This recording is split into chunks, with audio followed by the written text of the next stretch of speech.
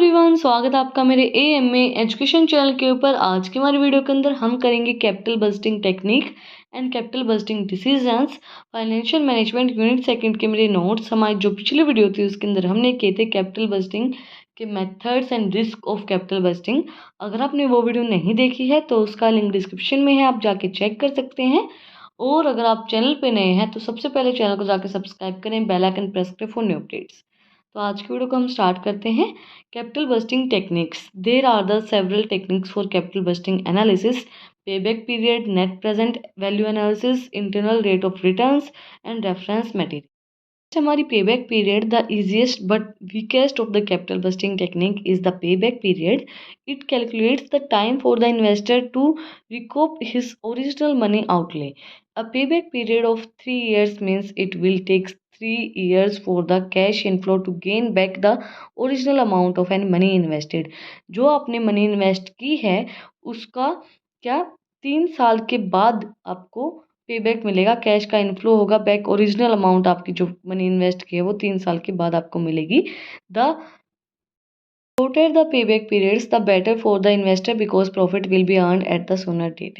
अगर हमने payback period short किया है तो वो बेस्ट रहेगा क्योंकि वो हमें प्रॉफिट जल्दी अर्न करने में हेल्प करेगा।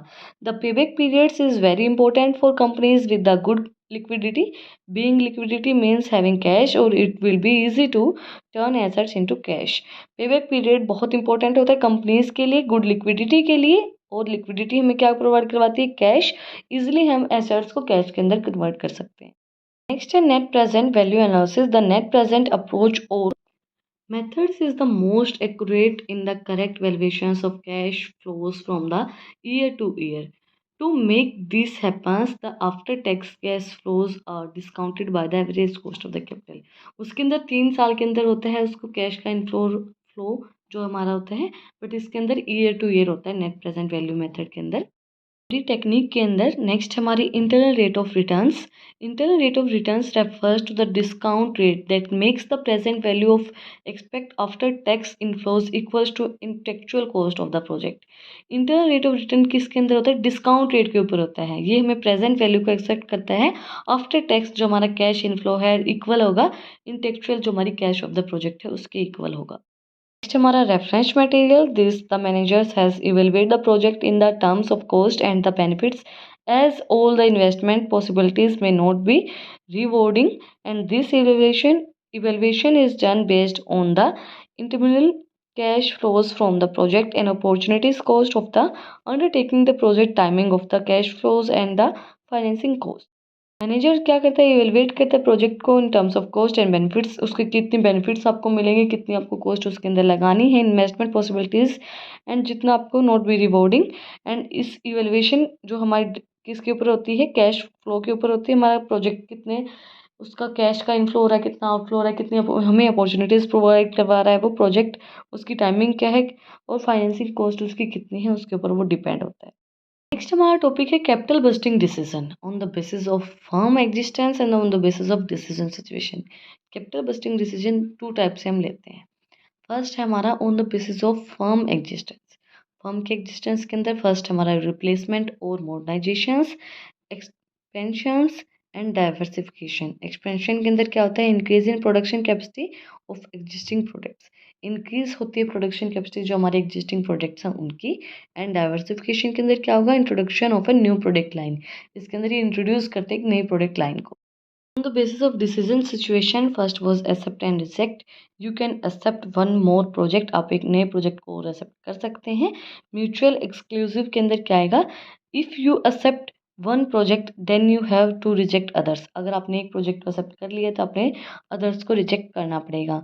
नेक्स्ट हमारा contingent, if you accept one project then you have to accept associated project also. जो उसके एसोसिएटेड प्रोजेक्ट होगा आप उसको भी आपको एक्सेप्ट करना पड़ेगा। अगर आपने एक को एक्सेप्ट किया है तो जो उससे एसोसिएटेड प्रोजेक्ट होगा आपको वो भी एक्सेप्ट करना पड़ेगा।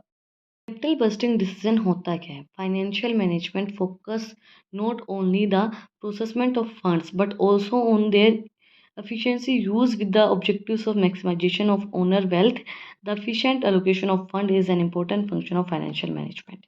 फाइनेंशियल मैनेजमेंट ऐसा नहीं होता कि बिल्कुल फोकस एक फंड्स के ऊपर ही करता है। एक ये भी चीज़ होती है कि जो ऑब्जेक्टिव होता है ओनर्स की वेल्थ, वो भी उसको अचीव करना होता है। और efficient allocation of funds is important for financial management. Efficient allocation ज़रूरी है फाइनेंशियल मैनेजमेंट के लिए, इसलिए हम कैपिटल बस्टिंग डिसीजन लेते हैं कि हमारी जो कैपिटल बस्टिंग है, कैपिटल है, उसका डिसीजन सही चीज़ के लिए लिया जाए और वो जो पैसा है वो सही जगह पे लगाया जाए।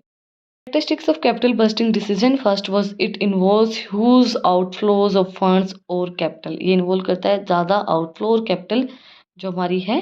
There is there is a time gap between the investment of fund and anticipated और फ्यूचर बेनिफिट्स। एक हमारा टाइम गैप होता है इसके अंदर, इन्वेस्टमेंट ऑफ फंड और जो हमारे एंटिसिपेट फ्यूचर बेनिफिट। देखो, हमने इन्वेस्टमेंट अब की है तो हमें फ्यूचर में बेनिफिट्स मिलते हैं, तो उसके अंदर एक टाइम गैप होता है। अभी हम फॉर एग्जांपल आपने एफडी करवाई है, तो वो एफडी का बेनिफिट आपको अभी नहीं मिलेगा, आपको फ्यूचर में मिलेगा उस एफडी का बेनिफिट। तो दैट्स वाई इसके अंदर फ्यूचर में आपको बेनिफिट मिलता है उस चीज़ का, तो इसके अंदर एक टाइम गैप होता है उसका। इन्वॉल्व्स है high degree of risk as the decision have a long term effect on the profitability of a company. Involve करता है एक हाई डिग्री ऑफ रिस्क, मतलब देखो आपने कहीं भी शेयर्स के अंदर या किसी भी इक्विटी शेयर्स के अंदर, प्रेफरेंस शेयर के अंदर, आपने इक्विटी शेयर के अंदर आप अगर इन्वेस्टमेंट करते हो तो हाई डिग्री ऑफ रिस्क होता है, लेकिन वो आपको लंबे समय तक प्रॉफिटेबिलिटी दे सकता है। अगर आपने किसी कंपनी के अंदर इक्विटी शेयर के अंदर बेनिफिट दिया, वो कंपनी चढ़ने लगी, वो कंपनी बेनिफिट में जा रही है, तो आपको लंबे समय तक उसका प्रॉफिट मिलेगा। ठीक है। Helps in enterprises from the making over investment and under investment relative to its size of business. ये हेल्प करता है कि आपको ज़्यादा इन्वेस्टमेंट करनी है, ओवर इन्वेस्टमेंट करनी है या अंडर इन्वेस्टमेंट करनी है किसी बिजनेस के अंदर, तो वो डिसीजन लेने में ये हमें हेल्प करता है। But not least हमारा टॉपिक है features of capital budgeting decision. First was an anticipation of future profits investment is made in present time. हम फ्यूचर के अंदर हमें प्रॉफिट मिलता है, इन्वेस्टमेंट हम प्रेजेंट टाइम के अंदर करते हैं। Investment of fund is made in the long term assets. Investment जो हमारी होती है वो लॉन्ग टर्म एसेट्स के अंदर ही हम करते हैं ज़्यादातर इसके अंदर। Future profit acquires the firms over several years. Future जो प्रॉफिट है वो हमारी फर्म को लंबे समय तक चलाने के लिए हेल्प करता है। This decisions are more risky. ये जो डिसीजन है वो ज़्यादा रिस्की होते हैं। देखो, सबसे ज़्यादा रिस्क इक्विटी शेयर के अंदर होता है, तो सबसे ज़्यादा बेनिफिट भी उन्हीं के अंदर होता है।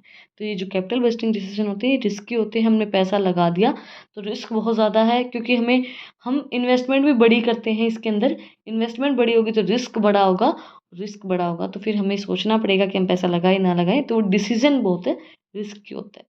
आज की हमारी वीडियो के अंदर हमने किए हैं capital budgeting techniques and capital budgeting decision. अगर आपको आज की वीडियो पसंद आई तो आप लोग को पता ही क्या करना है, कमेंट सेक्शन में मुझे बताना है कि आपको वीडियो कैसी लगी। कोई भी डाउट है तो वो भी आप लोग कमेंट सेक्शन में मुझसे पूछ सकते हैं। और अगर आपको इन नोट्स की पीडीएफ चाहिए तो टेलीग्राम चैनल का लिंक भी डिस्क्रिप्शन में, आप उसको भी जाके सब्सक्राइब कर सकते हैं। वीडियो को ज़्यादा से ज़्यादा लाइक करें, चैनल को सब्सक्राइब करें, बेल आइकन प्रेस करें for new updates. Thank you for watching my video.